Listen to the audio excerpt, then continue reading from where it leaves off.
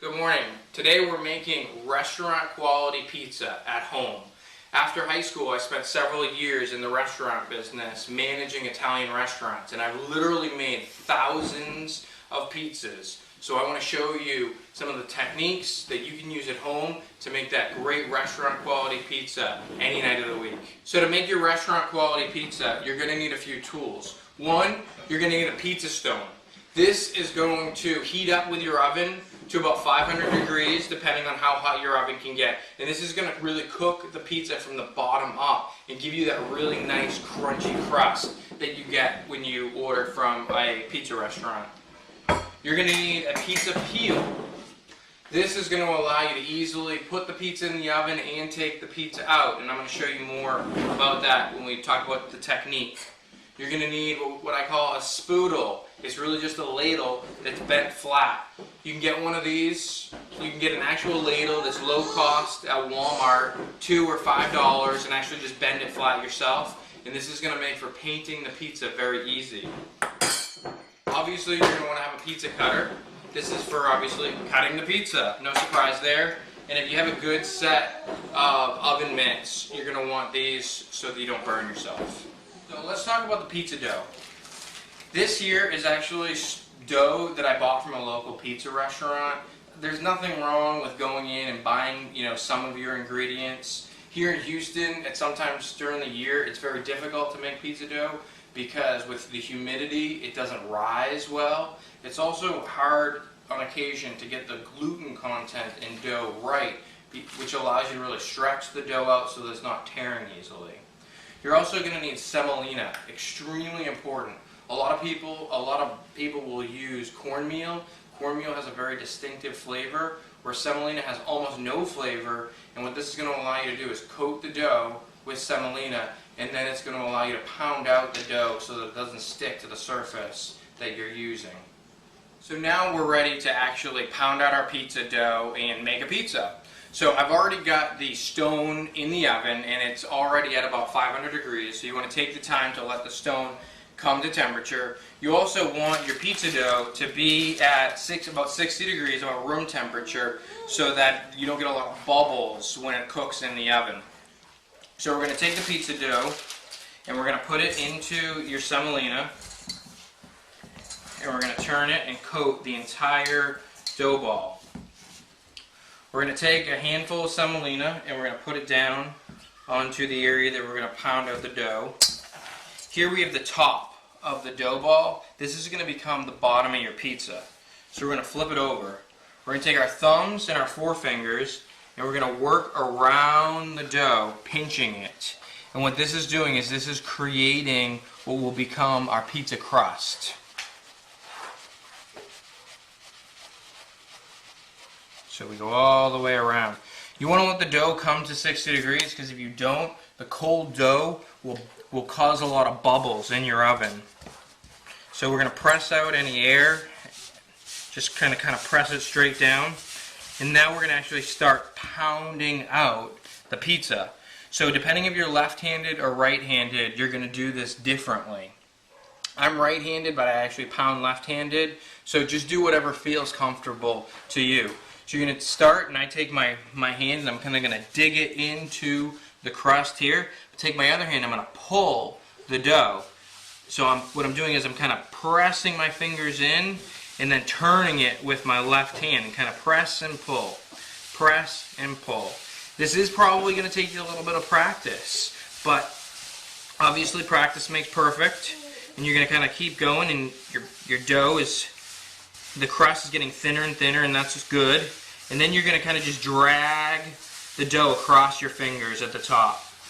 If you tear the dough, no problem. You're just going to pull the dough back over itself and push it down and repair it yourself. Don't worry about tearing the dough. If your dough's tearing very easily, it's probably because you don't have a high gluten dough. The gluten in the dough allows it to be stretchy, and without that gluten content, it is going to tear easily. So in many cases, if you buy a good dough from a restaurant, you're not going to have that problem. If you make your own dough, make sure that you get a high gluten flour to make sure that you have nice stretchy dough. So we're going to continue to pound out the dough here, and then we're going to work our way kind of into the middle and just stretching it by pulling our hands apart. And what I'm doing now is I'm making sure that the dough is consistent all the way across so that it has the same thinness. I'm going to work the crust a little bit, and I'm just continuing to spin the dough and pull the dough across my fingertips and just continue to stretch it out. And then I'm going to pull even more as it gets bigger, and it's kind of a slow process. And then what you may need to do in this case, I'm going to need to actually pick up the dough, and what I'm doing is I'm using kind of 2 fists, and I'm going to just kind of pull it apart a little bit with my fists and turn it. Pull and turn, and stretching out the dough. And so there you have your dough. It's ready. It's ready to be made into a perfect pizza. I'm just going to get it a little thinner. So I've got my pizza stone in the oven. So I'm going to pull that out. You're going to be very careful because that pizza stone is about 500 degrees. So I've got my peel. I've got an oven mitt on.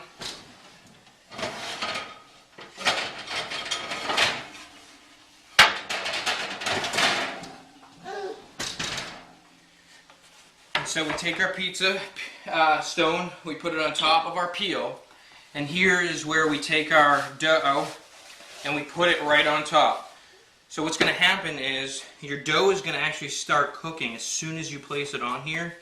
You're going to kind of stretch it out, being careful not to burn yourself, so that it's the same shape as the stone, a nice circle. And now the dough's already cooking. If you don't use a pizza stone, you'll never get the bottom to be nice and crispy, because what will happen is you'll put the stone inside your oven and the pizza stone will heat up with the pizza. The top will end up being cooked, but the bottom will not be. I'm going to take my sauce and I'm going to pour it right in the middle with my spoodle, and you can see some steam because it's already starting to cook. And I'm going to, in a clockward motion, a circular motion, bring my sauce out to the edges. If you need a little bit of more sauce, that's fine. And you don't need to go all the way to the edge. You actually don't want to go all the way to the edge. As things heat up in the oven, your sauce is going to get a little looser and everything's going to go outward. Next, I've got my cheeses. I'm using a provolone cheese. Actually, this is a mozzarella that I'm starting off with. And I get slices because the slices, I think, have the best flavor. A lot of times when you buy shredded mozzarella, there's almost no flavor to it. So I'm using a boar's head sliced mozzarella that I'm starting in the middle again, and I'm working my way out to the outside. This is going to allow, as the pizza cooks, everything to move outward. And if you look, you can see that the cheese is already even melting because it's on the hot pizza stone. Next, I've got a boar's head provolone that I'm working with, that I'm placing on. I'm actually going to end up using 4 different cheeses. And then I've got just a Kraft sharp cheddar. And we're going to take this and we're going to make sure we get all the way to the edge. And then in the middle. Going to kind of clean it up a little bit around the outside. I'm going to take a little bit of pecorino romano, just sprinkle over the top. And then we're going to sprinkle with a little bit of oregano.